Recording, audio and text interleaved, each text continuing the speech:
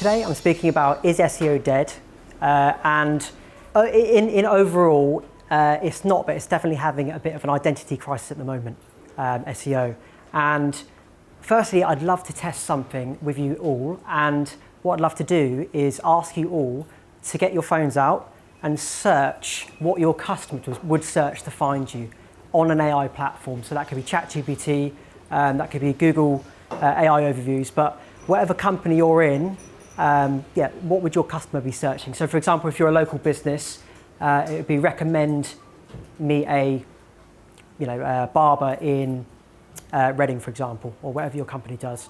And I'd love to see a show of hands to see, if you're showing up in that search. When we're ready, show of hands. Yeah, I see a few hands popping up. Fantastic, good to see. I mean, this presentation is to show you how to get there and stay there, basically. So to future-proof how you get there, because we've all changed our habits recently. So this whole presentation is to show you how to future-proof that. Another question, so who has felt anxious about marketing in their role in AI in the past 2 years? Who's felt the kind of the change and how they felt and how that's, lots of hands showing up there. So if you're going to take one tip away from today, it's do not watch Stephen Bartlett AI podcasts. So I got into a bit of a hole with these a few months ago, watched a few episodes of these, and by God, I've just about resurfaced, to be honest with you. Got out that hole. So yeah, don't go watching these. That's a picture of me, true Neo style, dodging my algorithm at the moment because it knows I'm into this stuff, and I've got in this hole and now I'm back out, so I'm trying to dodge this stuff, but that's me. Actually, this could be a part of my backup plan. So when I was a kid, I was a child actor, and I went to the audition to be Harry Potter. Got through to the 3rd round, but I couldn't make it to the interview. So this could be the start of something special right here tonight. And if there's anyone from Disney or Warner Brothers in here, details at the end, we can have a chat. So I just wanted to invite everyone to take a breath quick. What I could say in this presentation could change your marketing plan. You could go into work tomorrow and have to rip it up. So I just wanted to invite everyone to take a deep breath in and relax. Okay, we're grounded, we're ready, let's do it. Okay, so a little bit about me. So I started my career at Red Bull after university. And when I say that, the main thing that people ask me is, did you drive one of those can cars? The answer is no, and that's probably why I left, to be honest with you. But I've been marketing for 10 years, and I've been in web and SEO for 5 years. And I think during COVID time, I realized that this is something that I really enjoyed, was getting kind of bottom of funnel, being able to see tangible results and showing that to a business. I really enjoyed that, kind of seeing that proper change I could make to a company and the leads that I could bring to them. So that's my journey so far in marketing. And just as I feel like I'm getting my feet under the table, just to feel like I'm just about getting there, 5 years, right, we're off. And AI comes along and switches it all up. But I feel like in marketing, we're all used to change. It changes ever so often, but I feel this AI is a massive change for us. And it's me kind of working it out, and this presentation is kind of my forward thinking of how to counteract it. But I love this quote from Charles Darwin: "It's not the strongest of the species that survives, nor the most intelligent, but the one most responsive to change." And I love that. And I think all of you guys here today, hats off to you, because you're here to learn and change and embrace it. So hats off to you all. And also human connection is something that AI can't do. So hats off to you there as well. Something that I'm very passionate about and love coming to these events and connecting with people is because, something that they can't take away, right? So yeah, nice quote. So what's changed? The shift in the past 2 years, what has actually changed? So search hasn't changed. The way we search for things hasn't, but behavior has. So only 10% has left Google. Only 10% of people have gone to another platform like ChatGPT or Claude. So nothing's changed really in that sense. But Google has got some great products out, AI mode, AI overviews. So they've got a fantastic offering there. But But how people use it has changed, how we use search. So we used to search for keywords. So I work for Pluxee, an employee benefits platform, and people used to search employee benefits UK. Okay, that was the search they did to find us on Google. Now people are asking real questions, which are more specific and more human. So for example, our customers are now asking, I'm a hospitality business and I've got 100 head count and we're struggling with our retention of people that are working in our company. I need an employee benefits platform that's going to help that. So what it's doing, people are doing their research at the top of the funnel on AI and then coming to your website to then convert. So yeah, people are changing their habits.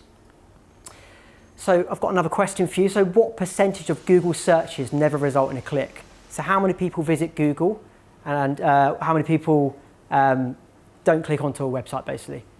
Can anyone have a guess, a percentage of how many people? 20%? 80%? 60%. So a huge amount, and that's ever growing because AI is of course taking a lot of search. So yeah, that's continuing to rise on Google. And what people are doing now, so they're no longer searching, people are asking questions. So an example of that, I'm a surfer myself, and what I used to search for was best wetsuit for surfing. That was my previously on Google, that would be my search. But now what I'm searching for is, I want to start surfing in the UK, but hate being cold. What do I actually need? So I'm asking a question like a real person would. And what does that do? It reduces the amount of research that I have to do. I don't have to go to a blog, a really niche blog on Reddit about wetsuits anymore. I don't have to go to a YouTube video of a guy telling me, about different wetsuits. I don't have to go on a Facebook community group and ask these questions. So what it's doing is bringing all that information from all those platforms to me on AI. And it also upsells more items. So it might say, I need a thicker wetsuit, but it also says, why don't you buy these gloves and these shoes that are going to keep you warm as well? So it's upselling us as well. And also it's more specific to my problem. So I could make that question longer and say, I live in Reading and I need it for tomorrow. So it could go, okay, these shops are near you as well. So it's much more specific to my problem. I could create a massive question and it's doing multiple searches to then bring me to that solution.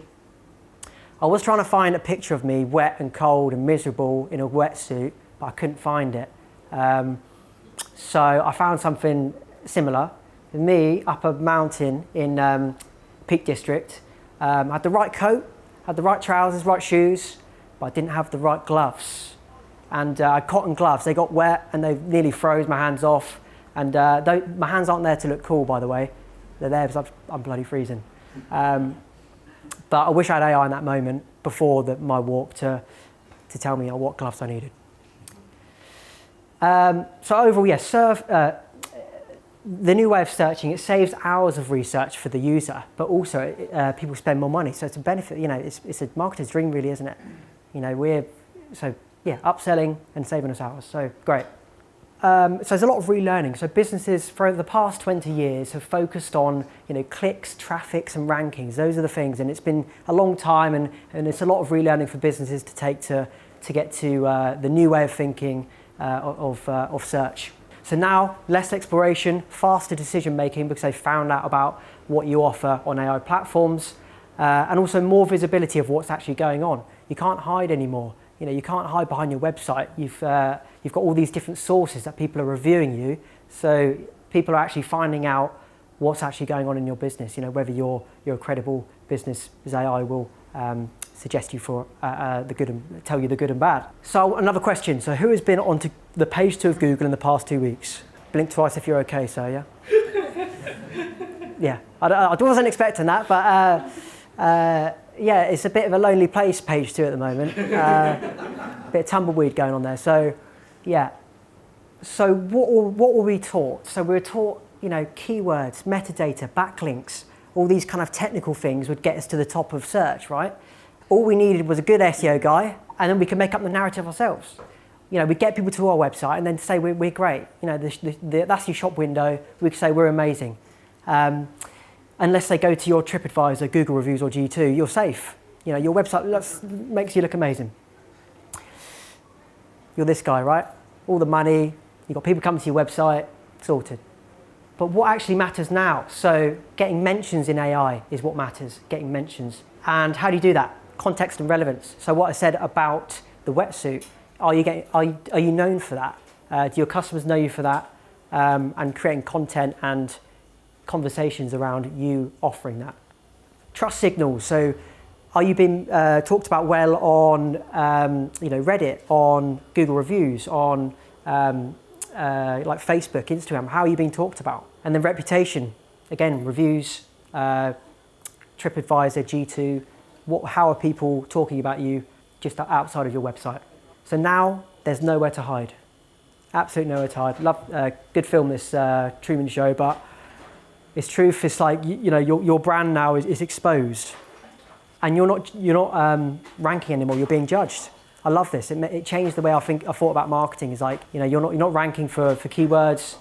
You're being judged all around the website, all around the web. So what do we need to do differently as marketers? What do we need to do differently? Tip number 1: control the narrative. So find out where your customers are talking and hang out there. So for example, you could be a skincare brand, and people could be creating YouTube videos about your skin, your product.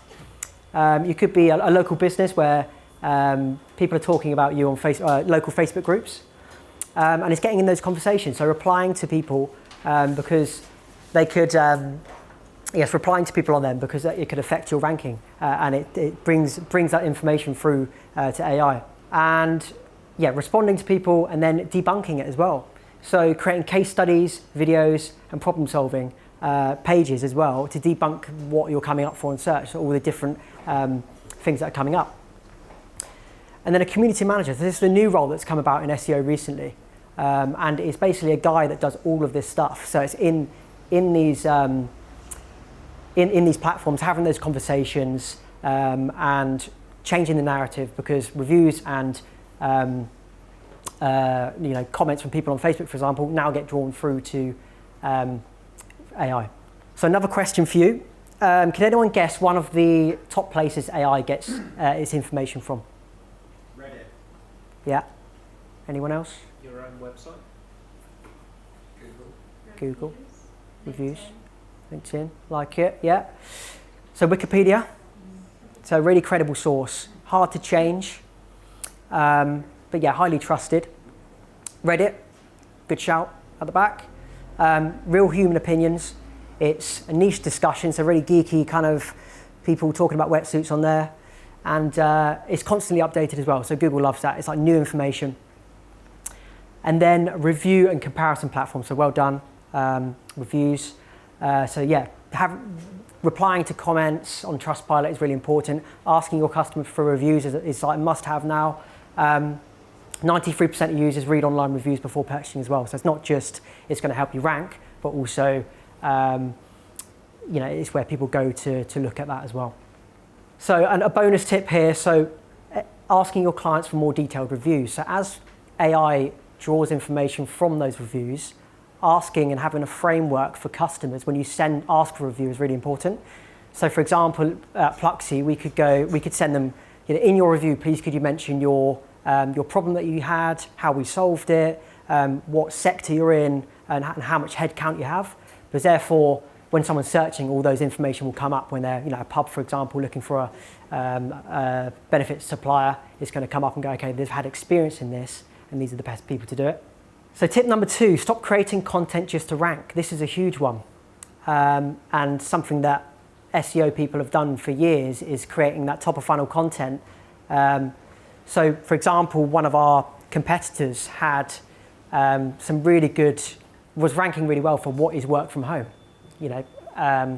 and it's so top of funnel that they wanted someone to click through to their website and go, okay, I might need a benefits platform. But now AI is taking that.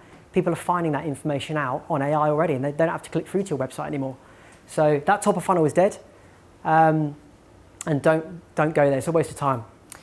Stuff like ultimate guides, top of funnel spam, low differentiation content, and basically saying what everyone else has said, which used to be every SEO guy used to go for this because it was like there was so much search for it.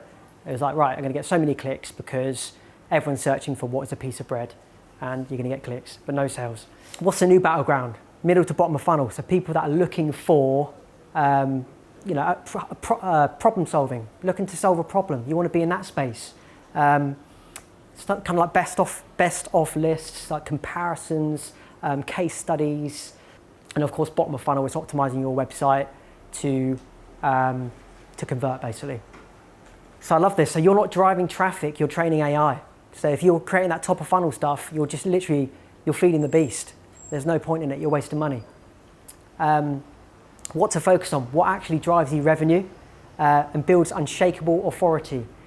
Stuff like case studies, use cases is the most valuable content you can create because it shows that you're doing it, not just I'm doing this. It's actually showcasing what you do. So this is a friend's gym that I've been helping out, and what content should you be creating? So real experiences. So what he does is he's showing his client transformations, not just the good, but the bad and the ugly, the setbacks, the plateaus, what's actually working. So he's being real and showing in real life what he's actually doing. Original opinions and credibility sources. So when I previously worked for BidFood, and got two of the people in here tonight actually, and we made us and the team made the chefs the rock stars of the business because they had experience in being in the industry. So therefore, they're kind of them talking about it had credibility, and Google would reward us for that. So that was huge, and I'd recommend if you're in a business or you own a business, it's like making you or your leadership team the rock stars of your business. The information needs to come from them, because otherwise you can just create a blog on AI and put it up, but it's like it has to have a credible source behind it, and then some their own experiences as well. So use your own data. So when I was at BidFood as well, we did a food trends campaign every year, and we bought data. We used our own data, and then we also got opinions from people around the business. So it was all our own. It was all our own information. It wasn't drawn from. It wasn't made up. It was like this is our own information that we've seen in the market, or we've bought, or as our own. Customer stories and real conversations. So again, stuff like case studies, testimonials are really, really juicy stuff to put out. And then behind the scenes, so the social team at BidFood did this really well. They went behind the scenes of the development chefs and created content around that, which was amazing, and it really showed that these guys had credibility and a thought behind what they were doing. So create content that AI can't. That's it in a nutshell. AI can create blogs and blogs for you, but what can't they create is human experience. And yes, you can write the blog, but add your own experience in there as well that your business and people in your business have done. Search used to be just your website, but now search is search everywhere optimization. It's being everywhere. And I'm not just going to say, just do it all because, you're going to burn out, but decide where your customers are. Like for example, if you're a B2B SaaS business, they're going to be on LinkedIn and G2, Capterra. If you're a makeup brand, they're going to be on Instagram, TikTok, and YouTube. So it's decide where your customers are and be in as many places as you can, because AI loves this. It loves you being all over the place. An example of this, so I run a men's surf community. I started it 6 months ago, and we hit 1,000 members last month, which is amazing. 1,000 guys over the UK surfing, meeting up daily. I love it. So, and I searched on Google a men's surf group, and we came up. I was like, well, we don't have a website. I've been meaning to make one, but we don't have a website, but it's still ranking. But where is this pulling this information from? I've done like 100 posts on these local Facebook groups around the UK, and it's pulling information from those posts, and also citing videos that I create on Instagram as well. So, like I said, it's not just your website; it's also these touch points around the web as a whole.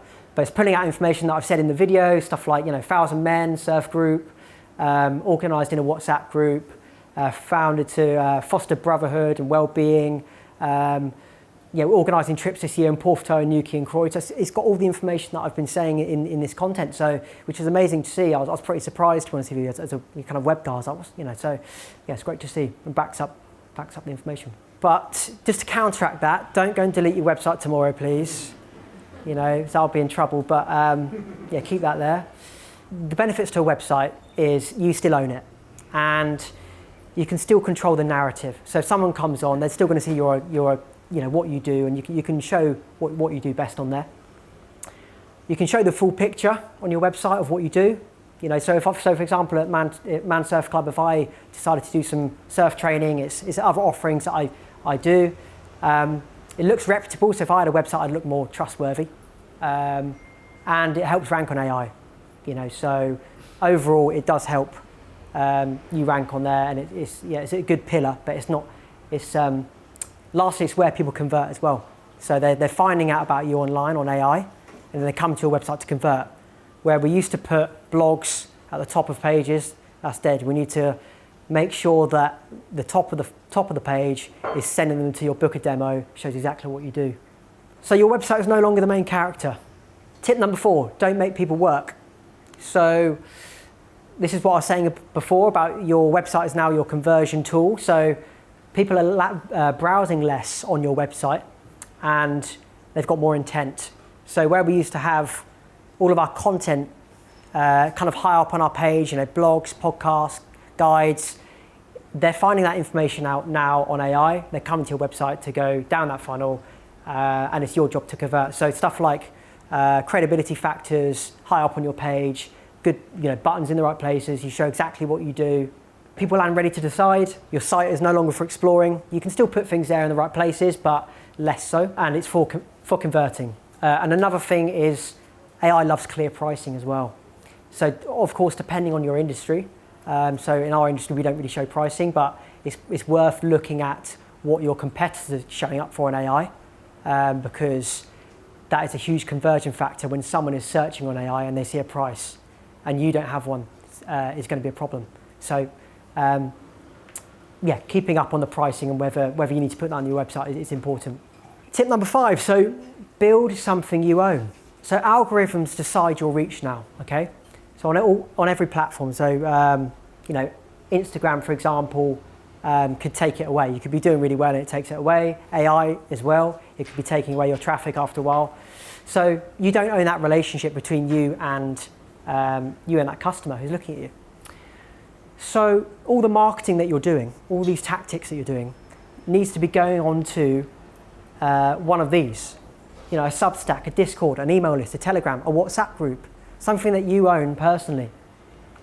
Like for example, at the surf group, we've got people onto a WhatsApp, and now I'm converting them over to email. I did a competition, and 180 have gone over to email now. So it's getting them on these different platforms that you own and you can control. So email's becoming more important. Tip 6, offer discounts for AI insights. So this is a good tip and something you can do to see how your customers are searching for you now. So asking customers what they asked in AI, basically, and learn what influenced their decision. And then you can reward them for sharing. And simple question, what did you ask ChatGPT before buying? And you can get some really good insights from this to how to optimize and what content to create and what they're looking for. So yeah, good tip here. So before I wrap up with my top tips, I wanted to share with you a business idea. I come up with this as I was making this presentation, actually. So I wanted to share with you all today. And if there's any co-founders in the room, we can have a chat. So it's an AI dating app, all right? I don't think it's been done. And what it does, what you do is you go in and describe exactly what you're looking for. You go, right, this is what I'm looking for. Long tail, you can go, massive question. So it scans everything you've done on your social media. Scans what you look like. It looks at news reports as well, just in case you're done something dodgy. And phone habits as well. So if you're on your phone, someone might type in, I don't want someone who's on their phone all night. So yeah, it looks at everything. Yes, even your 2010 drunk tweets. Wayne Rooney. So here's an example. So looking for someone who loves music. I'm looking for someone who's blonde. Country girl. A bit fiery. All right, yeah. Got a life together, apparently. Looks around the internet. 2007 Britney. It needs a bit of work, this AI app. Another example. Wants a bad boy. Bit of edge. Mystery. Confidence. Barry from EastEnders. I met him the other week, top bloke. I had to put it in there, didn't I? You know. But seriously, that's how AI is looking at you. It's looking at you around the internet. It's coming to a decision against your competitors. So it's not just your website, it's looking everywhere and making a decision of who you are and then putting you in order against your competitors, and that's how it works. So to summarize, don't watch Stephen Bartlett AI podcast. Number one tip, as a marketer, please don't. I was in a hole, I'm out. Number two, search isn't dead, it's changed. So people are still searching. We can still optimize, but it's definitely changed, and it's everywhere. It's not just SEO now. You've got to be hand in everywhere. So we've gone from keywords to situations, and asking long questions. So you're not ranking anymore. You're being judged. I love that. It kind of changes the way you think about marketing. Top of funnel content is dead. So stop writing those long form blogs about how about what is a piece of bread. It's not going to get you anywhere. Your people are the currency within your business. So you as a person is so important now for AI to showcase you behind the people within your business or the personal brand. This is your currency. And every piece of content that you do needs to have a person behind it. Even if it's a blog post, sign it off by someone within the business who has credibility, and build out those pages about those people that shows that this guy is the person who needs to write this blog. So the people are your currency.